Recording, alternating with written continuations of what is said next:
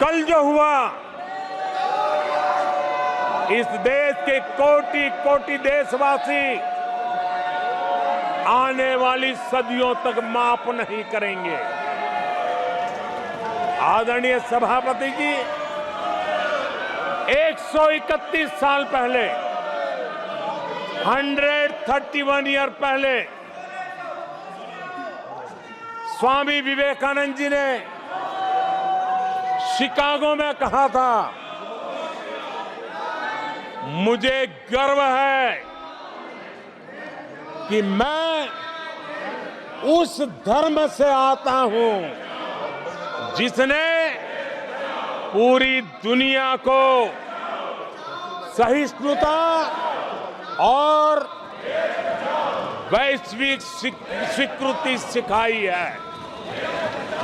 131 साल पहले हिंदू धर्म के लिए विवेकानंद जी ने अमेरिका के शिकागो में दुनिया के दिग्गजों के सामने कहा था।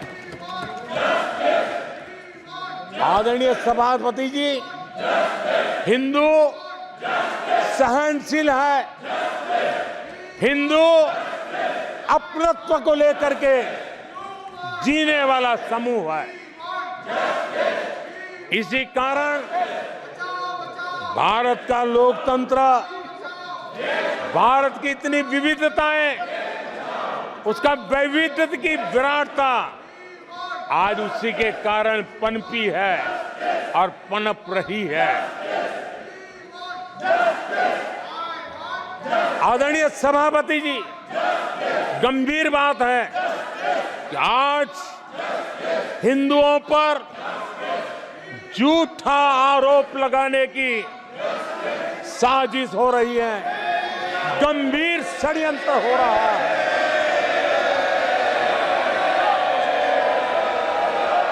आदरणीय सभापति जी,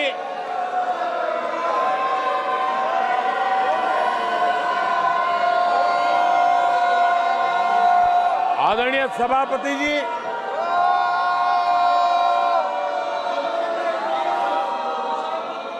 ये कहा गया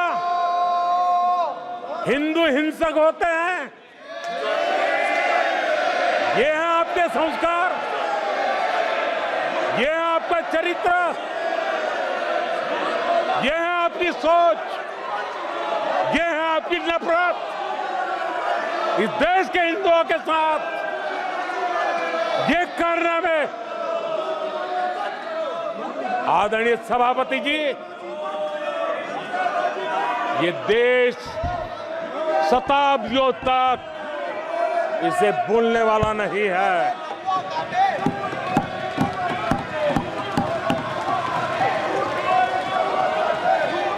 कुछ दिन पहले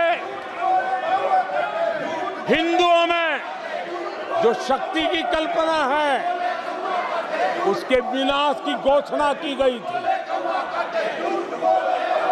आप किस शक्ति की विनाश की बात करते हैं? ये देश सदियों से शक्ति का उपासक है। ये मेरा बंगाल मां दुर्गा की पूजा करता है, शक्ति की उपासना करता है। ये बंगाल मां काली की उपासना करता है, समर्पित भाव से करता है। आप उस शक्ति के विनाश की बातें करते हो। ये वो लोग हैं जिन्होंने हिंदू आतंकवाद ये शब्द गढ़ने की कोशिश की थी।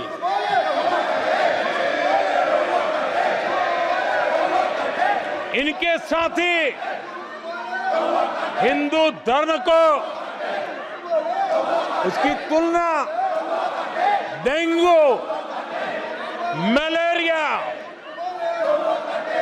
ऐसे शब्दों से करें और ये लोग तालियां बजाएं, ये देश कभी माफ नहीं करेगा। आदरणीय सभापति जी, एक सोची समझी रणनीति के तहत इनका पूरा इकोसिस्टम, हिंदू परंपरा, हिंदू समाज, इस देश की संस्कृति, देश की विरासत इसको नीचा दिखाना, उसे गाली देना, उसे अपमानित करना, हिंदुओं का मजाक उड़ाना, इसे फैशन बना दिया है और उसको संरक्षण देने का काम अपने राजनीतिक स्वार्थ के लिए ऐसे तत्व कर रहे हैं। आदरणीय सभापति जी,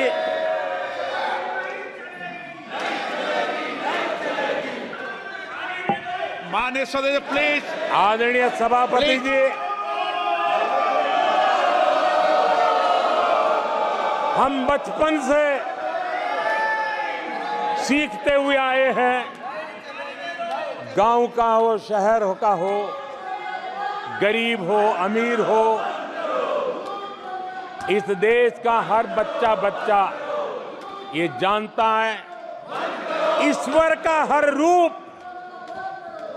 आदरणीय सभापति जी, ईश्वर का हर रूप दर्शन के लिए होता है। ईश्वर का कोई भी रूप निजी स्वार्थ के लिए, प्रदर्शन के लिए नहीं होता है। जिसके दर्शन होते हैं उसके प्रदर्शन नहीं होते हैं। आदरणीय सभापति जी, हमारे देवी देवताओं का अपमान 140 करोड़ देशवासियों के दिलों को गहरी चोट पहुंचा रहा है।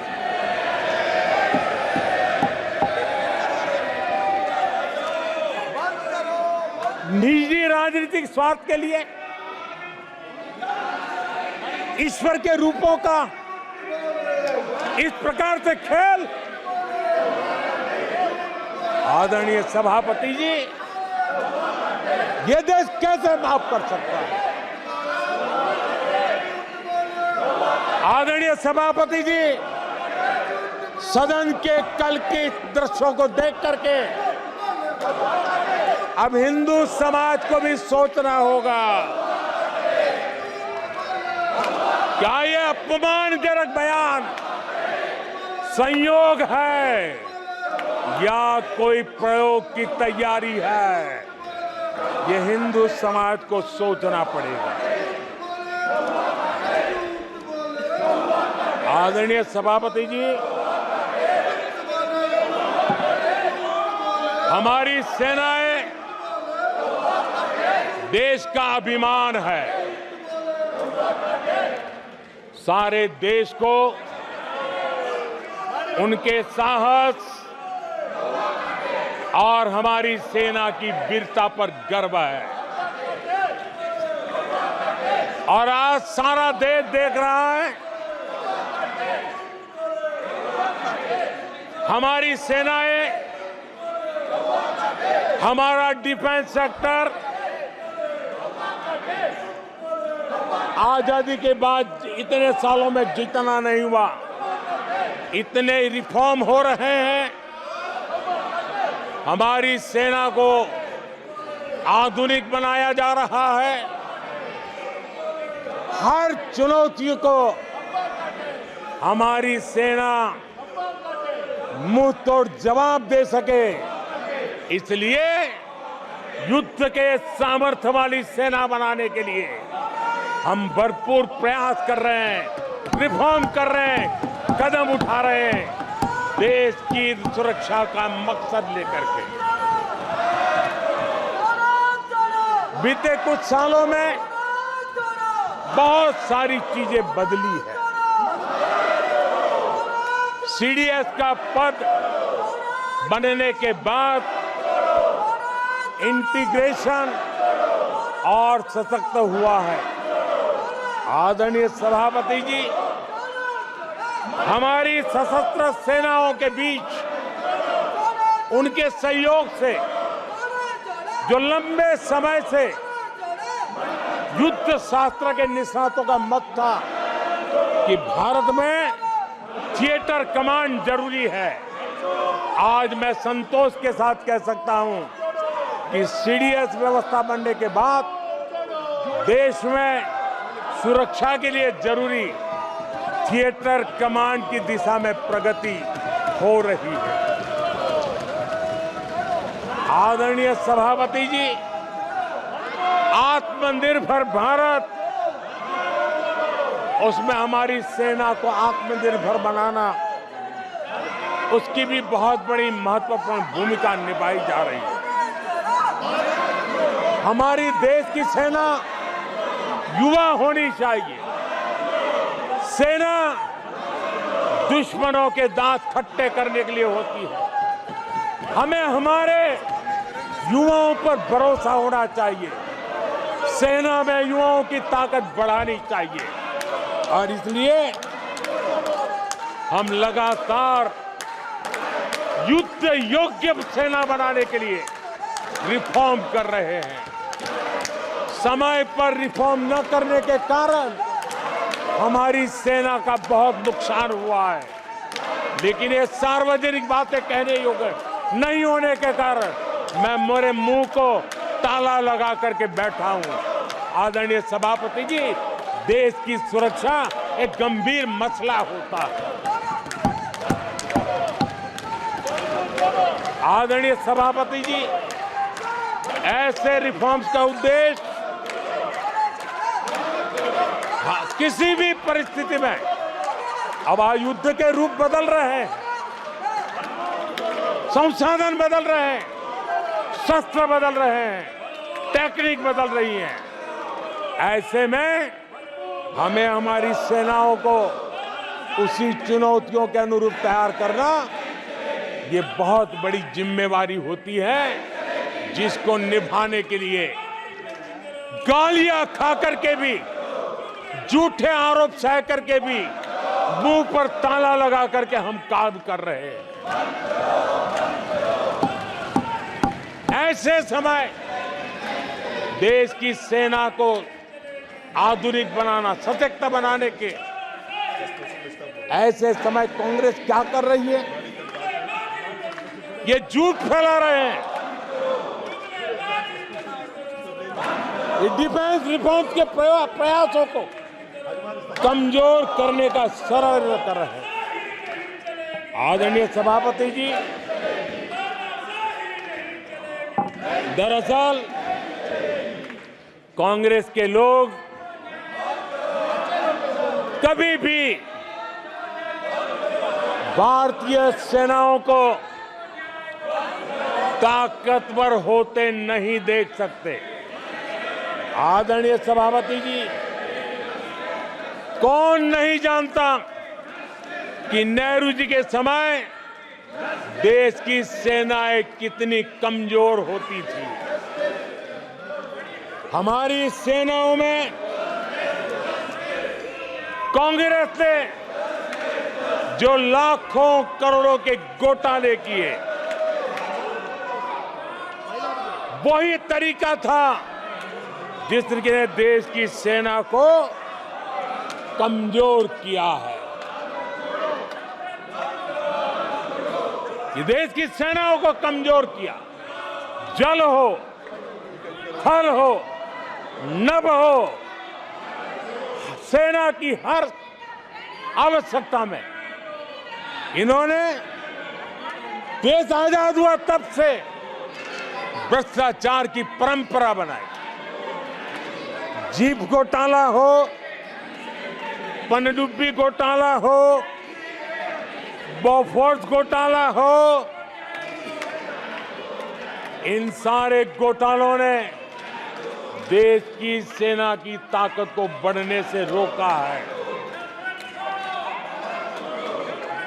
वो भी एक वक्त था आदरणीय सभापति जी, कांग्रेस के जमाने में हमारी सेनाओं के पास बुलेट प्रूफ जैकेट भी नहीं हुआ करते थे।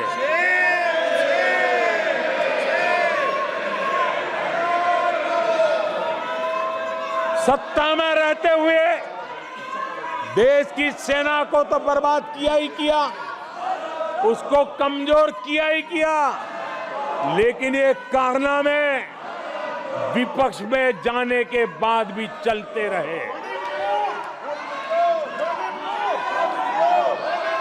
विपक्ष में जाने के बाद भी सेना को कमजोर करने के लगातार प्रयास होते रहे। जब ये कांग्रेस सरकार में थे तो फाइटर जेट नहीं लिए, और जब हमने कोशिश की तो कांग्रेस हर तरह की साजिश पर उतर आई। फाइटर जेट एयरफोर्स तक न पहुंच पाए, इसके लिए साजिशें की गई। और आदरणीय सभापति जी, ये बालक बुद्धि देखिए कि राफेल के छोटे छोटे खिलौने बना करके उड़ाने में मजा लेते थे, देश की सेना का मजाक उड़ाते थे। अध्यक्ष जी,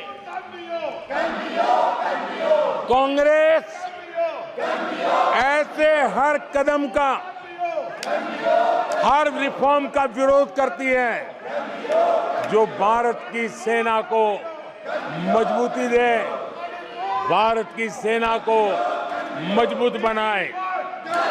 माननीय सदस्यों, सभा की कार्रवाई माननीय प्रधानमंत्री जी के भाषण तक के लिए बढ़ाई जाती है और सभा की कार्रवाई सारी कार्रवाई पूरी होने तक बढ़ाई जाती है। आदरणीय सभापति जी, समय देने के लिए और समय का विस्तार करने के लिए मैं आपका हृदय से आभार व्यक्त करता हूं। आदरणीय सभापति जी, अब कांग्रेस के लोगों को ये पता चल गया है कि हमारे नौजवानों की ऊर्जा, हमारे सैनिकों का आत्मबल ही हमारे सशस्त्र बलों की सबसे बड़ी शक्ति है। और अब इस पर हमला करके और एक नया तरीका सेना में भर्ती को लेकर सरासर झूठ फैलाया जा रहा है, ताकि लोग, मेरे देश के नौजवान मेरे देश की रक्षा करने के लिए सेना में न जाए, उनको रोकने के लिए षड्यंत्र हो रहा है। आदरणीय सभापति जी, मैं इस सदन के माध्यम से जानना चाहता हूं, आखिर किसके लिए कांग्रेस हमारी सेनाओं को कमजोर करना चाहती है? किसके फायदे के लिए कांग्रेस वाले सेना के संबंध में इतना झूठ फैला रहे हैं? आदरणीय सभापति जी, वन रैंक वन पेंशन को लेकर के देश के शहीद जवानों को उनकी आंखों में धूल झोंकने का प्रयास किया गया।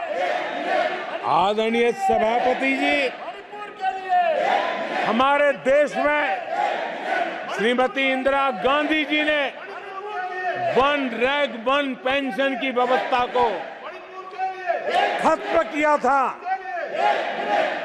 दशकों तक कांग्रेस ने वन रैंक वन पेंशन को लागू नहीं होने दिया, और चुनाव जब आए तो 500 करोड़ रुपया दिखाकर निवृत्त सेना नायकों को मूर्ख बनाने की कोशिशें भी की गई, लेकिन उनका इरादा था हो सके उतना वन रैंक वन पेंशन को टालते रहना। एनडीए सरकार ने वन रैंक वन पेंशन लागू की, और आदरणीय सभापति जी, भारत के पास संसाधन कितने ही सीमित क्यों न हो, लेकिन उसके बावजूद भी, कोरोना की कठिन लड़ाई के बावजूद भी 1,20,000 करोड़ रुपए हमारे पूर्व सैनिकों को वन रैंक वन पेंशन के रूप में दिए गए। प्लीज। नो, ये तरीका ठीक नहीं है। नो, ये गलत तरीका। प्लीज माननीय सदस्य, ये तरीका ठीक नहीं है। आप संसदीय परंपराओं का पालन करें। आदरणीय सभापति जी, आदरणीय राष्ट्रपति महोदय ने अपने उद्घोषण में पेपर लीक पर भी चिंता जताई है। मैं भी देश के हर विद्यार्थी को, देश के हर नौजवानों को कहूंगा कि सरकार ऐसी घटनाओं को रोकने के लिए अत्यंत गंभीर है और युद्ध स्तर पर हम अपनी जिम्मेवारियों को पूरा करने के लिए एक के बाद एक कदम उठा रहे हैं। युवाओं के भविष्य के साथ खिलवाड़ करने वालों को कतई छोड़ा नहीं जाएगा।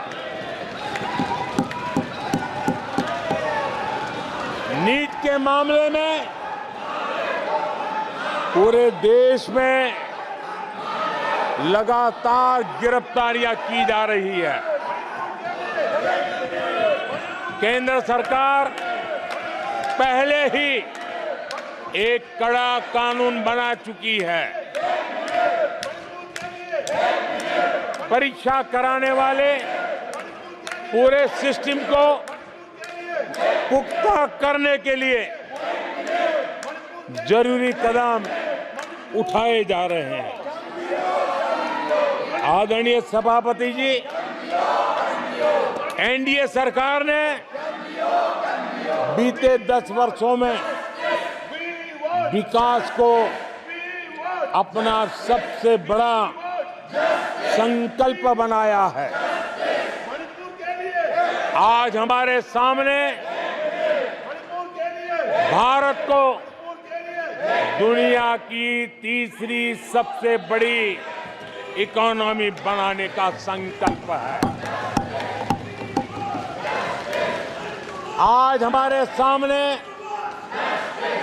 आजादी के इतने सालों के बाद पीने का शुद्ध पानी पहुंचाने के लिए हर जल पहुंचाने का हमारा संकल्प है।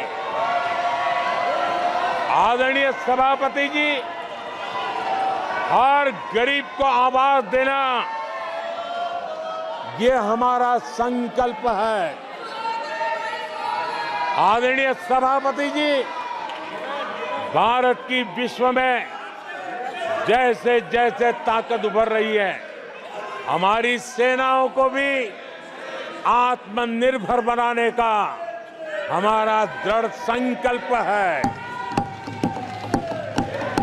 आदरणीय सभापति जी, ये युग हरित युग है, ये युग ग्रीन एरा है और इसलिए दुनिया जो ग्लोबल वार्मिंग से लड़ाई लड़ रही है, उसको एक बहुत बड़ी ताकत देने का काम भारत ने बीड़ा उठाया है। हमने रिन्यूएबल एनर्जी का भारत पावर हाउस बने, उस दिशा में एक के बाद एक कदम उठाए हैं और उसको अचीव करने का हमारा संकल्प है। आदरणीय सभापति जी, भविष्य ग्रीन हाइड्रोजन से जुड़ा है, ई व्हीकल से जुड़ा हुआ है। भारत को ग्रीन हाइड्रोजन का हब बनाने के लिए भी हम पूरी तरह संकल्पबद्ध है। आदरणीय सभापति जी, 21वीं सदी आज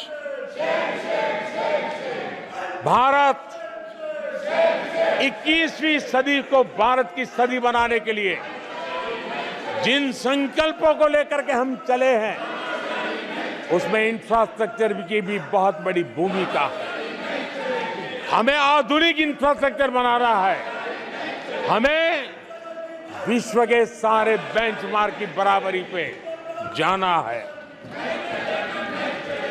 आदरणीय सभापति जी, जितना निवेश भारत में इंफ्रास्ट्रक्चर के लिए हुआ है वो इतना पहले कभी नहीं हुआ है और जिसका लाभ आज देशवासी देख रहे हैं। देश में बहुत बड़े पैमाने पर रोजगार और स्वरोजगार के अवसर बन रहे हैं। उसको अब विस्तार हो, उसको एक नए रूप रंग मिले, आधुनिक भारत की आवश्यकताओं के अनुसार स्किल डेवलपमेंट हो और उसके आधार पर इंडस्ट्री 4.0 में भी भारत लीडर के रूप में उभरे और हमारे नौजवानों का भविष्य भी संवरे। उस दिशा में हम काम कर रहे हैं। आदरणीय सभापति जी, एक स्टडी है कि पिछले 18 साल में, ये स्टडी बड़ा महत्वपूर्ण है, यह अध्ययन कहता है कि पिछले 18 साल में प्राइवेट सेक्टर में जॉब क्रिएशन में आज सबसे बड़ा रिकॉर्ड बना है। 18 साल में सबसे बड़ा रिकॉर्ड बना है। आदरणीय सभापति जी, आज भारत डिजिटल पेमेंट सिस्टम पूरी दुनिया में एक उदाहरण बना है। विश्व के लोग, मैं G20 समूह में जब भी गया, भारत की डिजिटल इंडिया मूवमेंट को लेकर के, डिजिटल पेमेंट को लेकर के विश्व के समृद्ध देशों को भी अचरज होता है और बड़ी जिज्ञासा के साथ हमें सवाल पूछते हैं। ये भारत की सफलता की बहुत बड़ी कहानी है। माननीय सदस्य प्लीज, ये तरीका ठीक नहीं है। नो। आदरणीय सभापति जी, जैसे जैसे भारत आगे बढ़ रहा है, स्वाभाविक है प्रतिस्पर्धा भी बढ़ रही है और चुनौतियां भी बढ़ रही है। जिन्हें भारत की प्रगति से दिक्कत है, जो भारत की प्रगति को चुनौती के रूप में देखते हैं, वो गलत हथकंडे भी अपना रहे हैं। ये ताकतें भारत की डेमोक्रेसी, डेमोग्राफी और डायवर्सिटी पर हमला कर रही है और ये चिंता सिर्फ मेरी नहीं है, ये चिंता सिर्फ सरकार की नहीं है, ये चिंता सिर्फ ट्रेजरी बैंक की नहीं है। आदरणीय सभापति जी, देश की जनता और माननीय सुप्रीम कोर्ट तक सबको इन बातों से चिंतित है। सुप्रीम कोर्ट ने जो कहा है वो कोर्ट मैं आज सदन के सामने रखना चाहता हूं। सुप्रीम कोर्ट का एक कोर्ट देश के करोड़ों करोड़ लोगों के लिए भी कैसे कैसे संकट आने की संभावनाएं दिख रही है, इसकी तरफ इशारा करता है। आदरणीय सभापति जी, सुप्रीम कोर्ट ने अपने एक जजमेंट में बड़ी गंभीरता पूर्वक कहा है और मैं कोट पढ़ता हूं, ऐसा लगता है इस महान देश की प्रगति पर, ऐसा लगता है कि इस महान देश की प्रगति पर संदेह प्रकट करने, उसे कम करने और हर संभव मोर्चे पर उसे कमजोर करने का एक ठोस प्रयास किया जा रहा है। ये सुप्रीम कोर्ट की बात पढ़ रहा हूं। सुप्रीम कोर्ट आगे कह रही है, इस तरह के किसी भी प्रयत्न या प्रयास को आरंभ में ही रोक दिया जाना चाहिए। देश की सुप्रीम कोर्ट का एक कोर्ट है। आदरणीय सभापति जी, सुप्रीम कोर्ट ने जो भावना व्यक्त की है, इस पर हम यहां वाले या वहां वाले, सदन में हैं उन्होंने, सदन के बाहर है उन्होंने, सबको गंभीरता से विचार करने की आवश्यकता है। आदरणीय सभापति जी, भारत में भी कुछ लोग हैं जो ऐसी ताकतों की मदद कर रहे हैं।